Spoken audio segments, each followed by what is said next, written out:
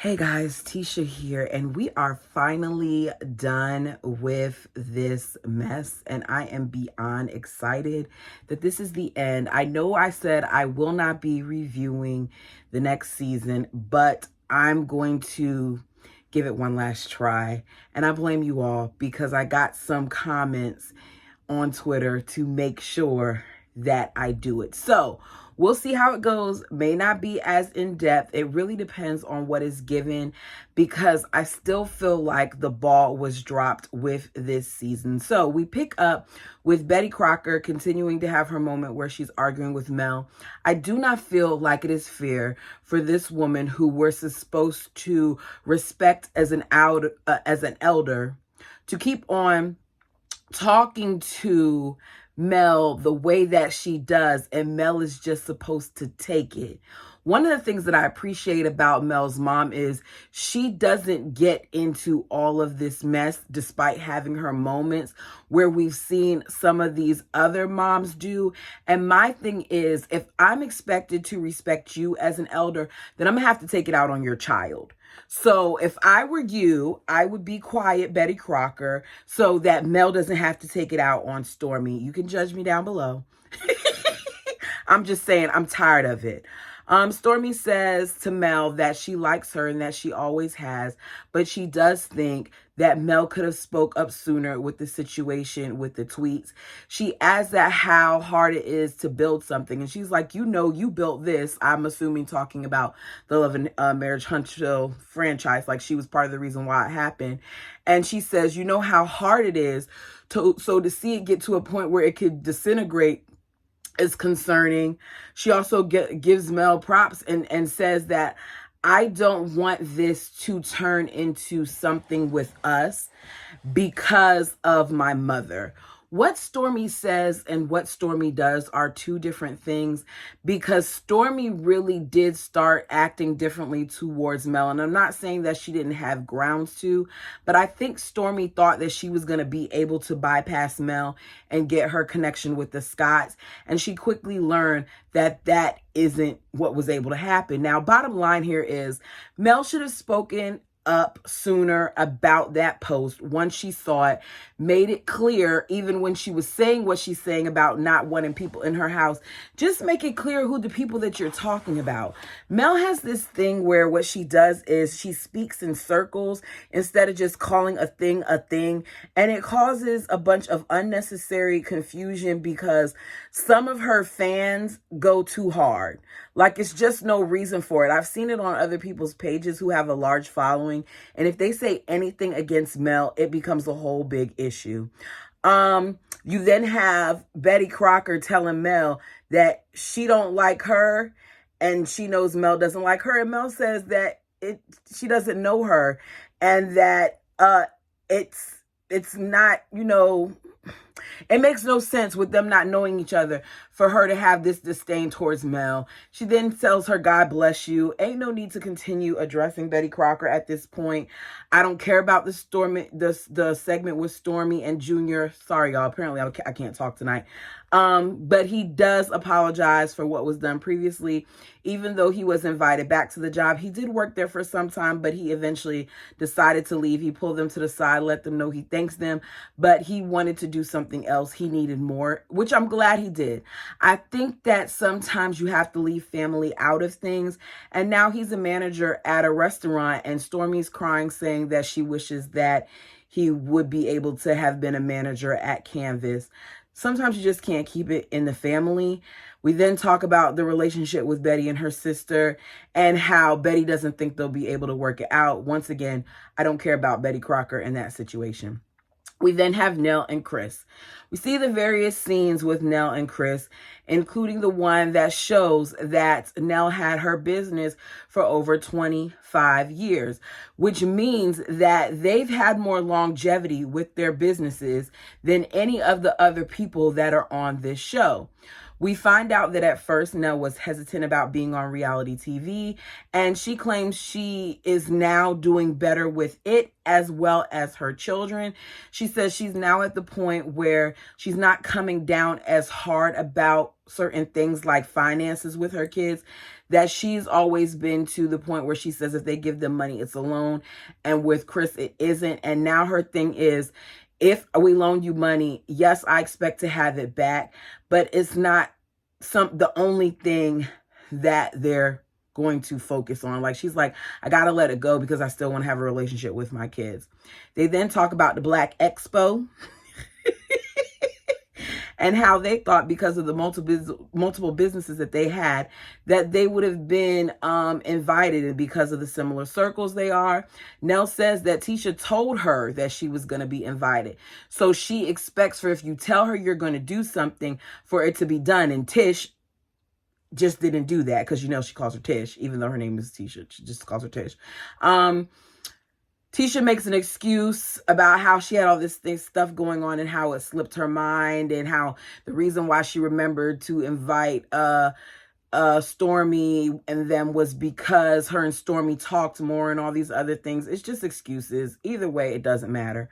Marceau then tries to do what he does best, which he kind of succeeded because he deflected. And he says how he basically at one time saw Chris pull up to Black, and he pulled up in a cleaning company truck. And he said, I knew you were a real estate broker, but I didn't know you had a cleaning company too. And he said, yeah, I had it. And he's like, you did? You just started? He's like, no, I had it for a while.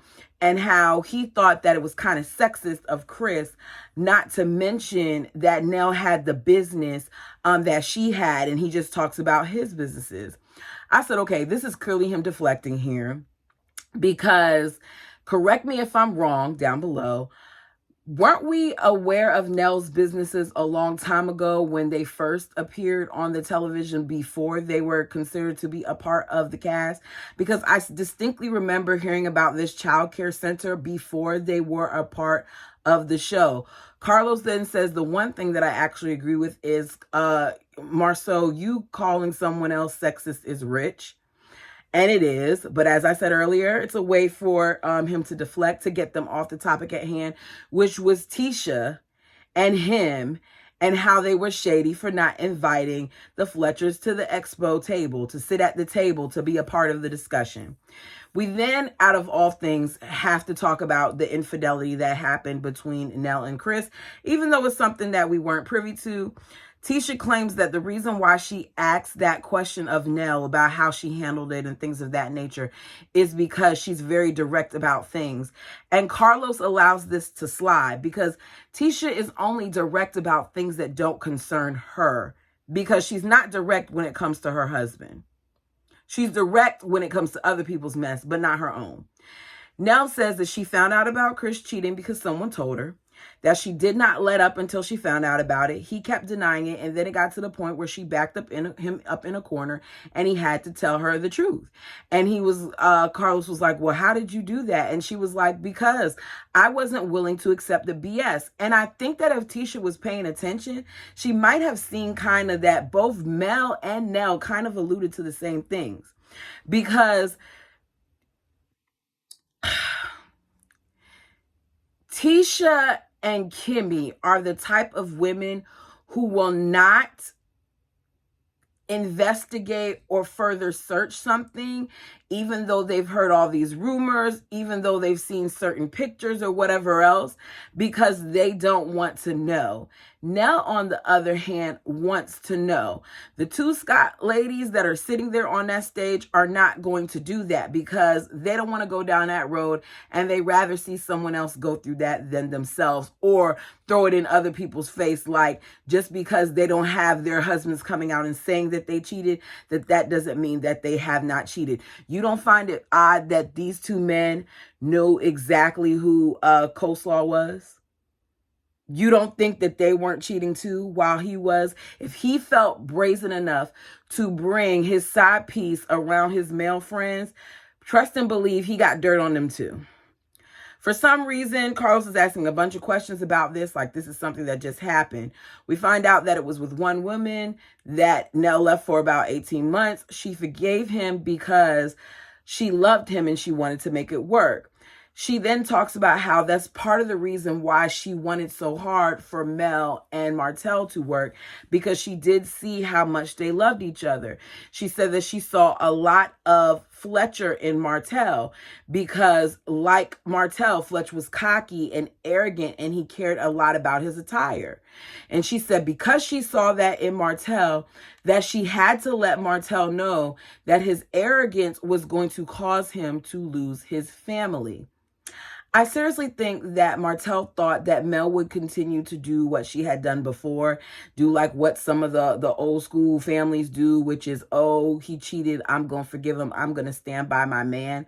But at a certain point, Mel got tired of it. At the point where you decided to go out during a pandemic where people were dying and risk not only your wife's health, but the other children in your home's health, I think that that was the final straw for Mel, because it really showed how little he cared. Mel said that one thing that she can say about the Fletchers is that they were very loving and helpful towards them, that they came to their house and had counseling sessions with them till 2 and 3 o'clock in the morning, and that they have a genuine friendship because they really do care. They don't pick sides, and she appreciates their support. We then see them go to commercial break. We come back talking about this Houston trip. Martell claims that he doesn't know the lady's name that came there to the house, that she was just there to give him a massage, and they make jokes about it, and Mel is like, well, where was her table? And he's like, well, she didn't have to use the table because she could give him a massage on the bed.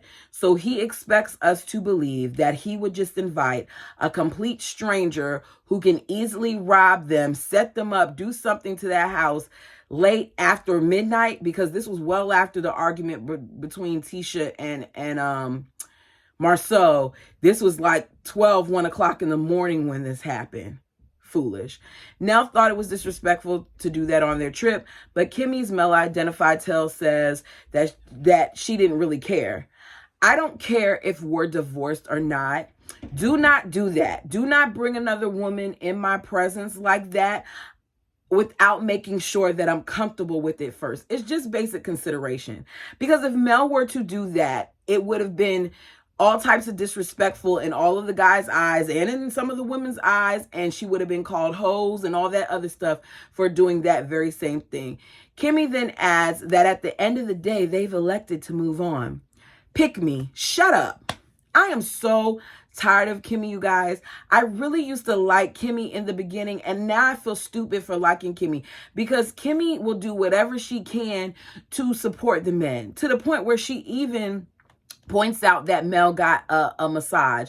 And even if she did get one, which she did say she did, she also added that it was by a woman, but it wasn't at late in the night where she was sneaking that person in. Mel probably did it in daylight with everybody to see. And Mel later explains, like, look, there's an app where you can get it done. You can pick what you want, how you want it, all those other things. And they just come to you and do it. She says, I travel a lot and this is what I do. And they're licensed when she does it. Whew. Marcel says, did y'all get offended?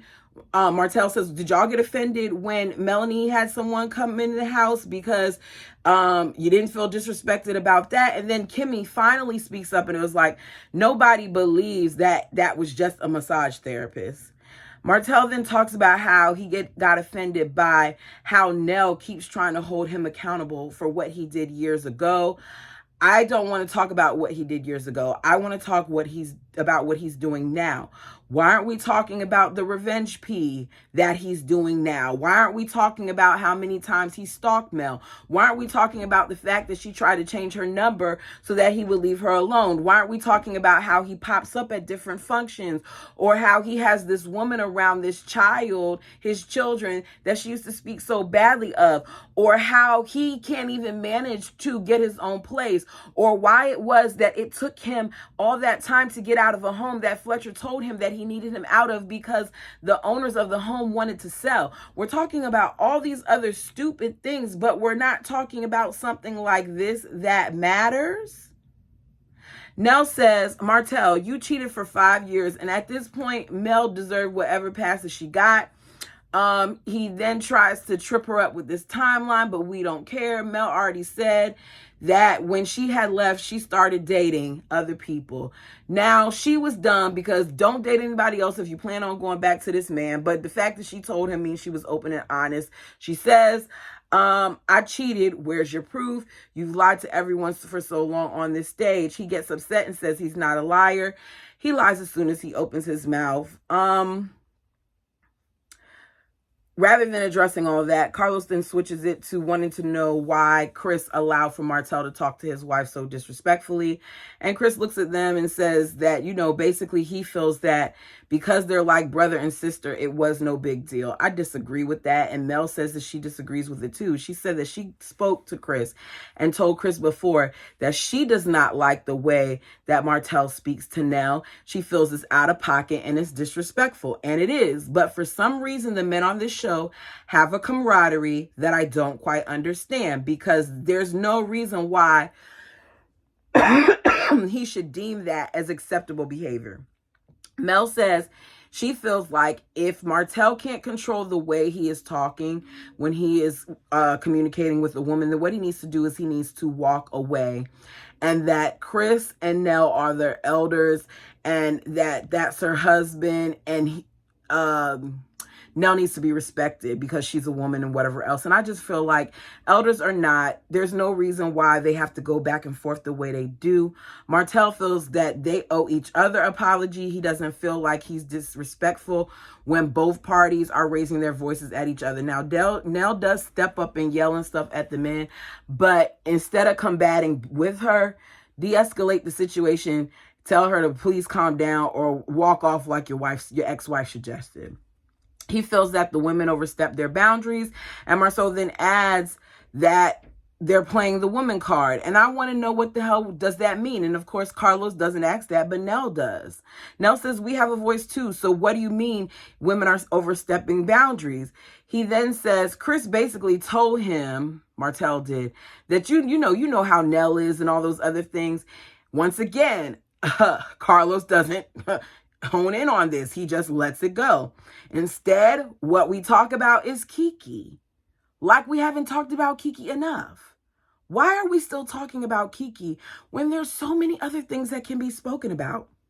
Kiki claims she didn't want to necessarily make things right with Tisha when she came to Houston, but she did want to express that she shouldn't have thrown the drink. She also wanted to have fun in Texas too. That's the truth. She wanted to have fun in Texas. She wanted to enjoy that free trip.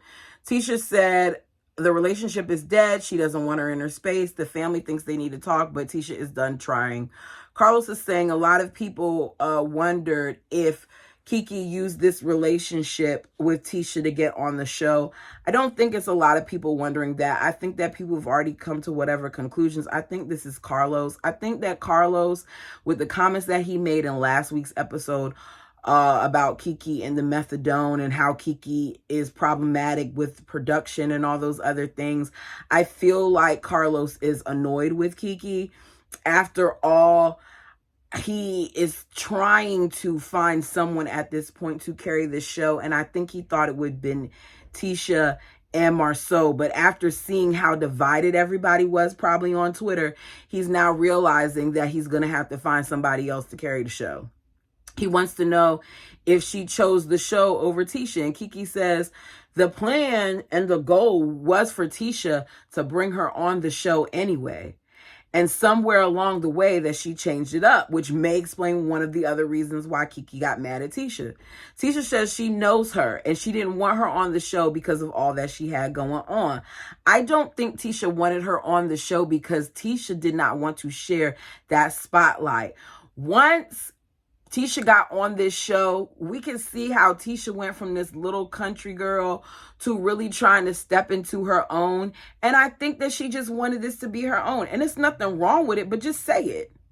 Tisha says that Kiki has a lot of issues that could ruin her family. And she felt like if she came on this show, that a lot of that stuff could come out. So at this point, since she want to be on the show so bad, whatever comes up is on her.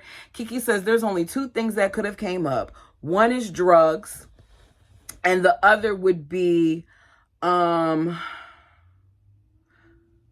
relationship with her husband and the infidelities. And then you have Marceau and Martell saying, that ain't it. That ain't all you said, whatever. And you hear them saying little things under their breath and Tisha looking like, And Martell says there is one major thing, though. There's one other major thing, though, according to Marceau. And nothing is said because according to them, they don't want to put that out there. Once again, why are we talking so much about Kiki? Is it Marceau being sued? But we didn't hear a single thing about that conveniently. The kids are something that is concerning them now because at this point, their daughters are very close and they haven't been able to see each other. They claim that Kiki had even blocked the daughter. Kiki says she's never done that. Now, all of a sudden, Carlos talks about how they're going to stop talking about that because they don't want to get the kids involved. I feel like he's such a fake host. They talk about Tisha and the pregnancy test. And I'm not going to even go down that road because we know it's all a lie. Because even in that moment, Tisha is laughing. She can't even keep a straight face. So how are we supposed to believe that that's true? He thinks Tisha is capable of stepping out on him, bottom line. Carlos asks, would it be okay if Tisha stepped out on Marceau? Because that's all over, Twitter saying, go ahead, Tisha, do it. She should do it. And Kimmy is so offended by this. I mean, does Kimmy understand that we're talking about Marceau and not Maurice? I know all the M's confuse us. They confuse me sometimes too. I get tongue-tied all the time, as you see. This is your brother-in-law. Why is it that Kimmy always feels the need to be the first person to jump to Marceau's defense? Because it's like, why would you say that? Excuse me, y'all. I have no water in here, and for some reason, the dust is getting me. Coming off a commercial break, we hear Kiki speaking. And Kiki says to Marceau, you are one lying itch. Put the B in front of the itch. He tells her, come and get me.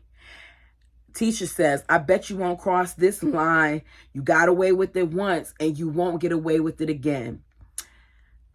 That is the one thing that probably would have got me kicked off this show if I was a cast member, because I would have crossed that line. And I would have crossed that line so quickly that that fan that Tisha was fanning herself off with to cool off would have probably got caught in her weave. I just got to be honest. Carlos claims that this was his favorite Huntsville reunion. They clap it up. He says the DNA test came back and we found out that Courtney and Chris are not cousins. And we also found out that Marceau is a millimeter. And that's the end of it. Y'all, overall, this didn't have to be 3 parts. I still don't understand why we spent so much time talking about someone who is not even a main cast member. She wasn't even in the cast photo. So I think that we're not going to see a lot of her next season. I wouldn't be surprised if we hear at some point that it's a her or us thing, or they may not be willing to film with her thing. Do I think that they'll make up? I don't know. Y'all let me know down below. Do we think that Tisha and Kiki will make up? Because at the end of the day, they are a family. Y'all, thank you so much for joining me. I will be back because I'm going to review Love and Marriage Huntsville, DC. I know, I'm surprised. But I was convinced to watch the first season, and I did. And I said, you know what? I'm going to get caught up so that I can actually go ahead and watch season 3. Now, don't hold me to breaking it down. It's probably going to be more condensed, even more than what I just did, because I'm not going to fall for any of the antics that we've been seeing on these Love and Marriage franchises. I hope that what we get is real, and I hope that they learn from the mess that we got this season with Love and Marriage Huntsville. Until next time.